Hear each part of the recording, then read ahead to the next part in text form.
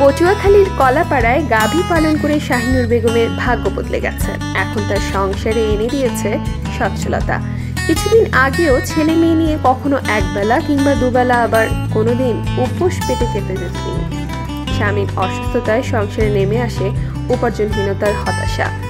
প্রতিবেশী এবং স্বামীর পরামর্শকে কাজে লাগিয়ে বেসরকারি উন্নয়ন সংস্থা মুসলিম এইডের ঋণের টাকা নিয়ে শুরু করে গাভী পালন, আর বদলে যেতে থাকে তার ভাগ্যের চাকা।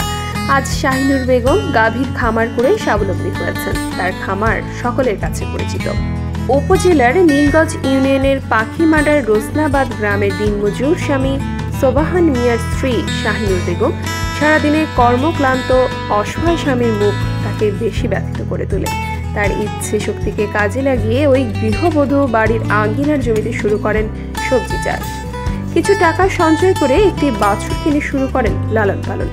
প্রত্যাশা তার আরও বেড়ে যায়।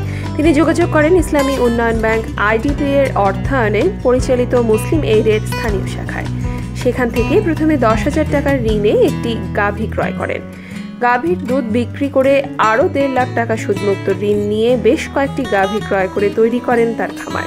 তার খামার দেখে আশপাশের গ্রামের গাভী পালন শুরু করেছেন অনেকেই।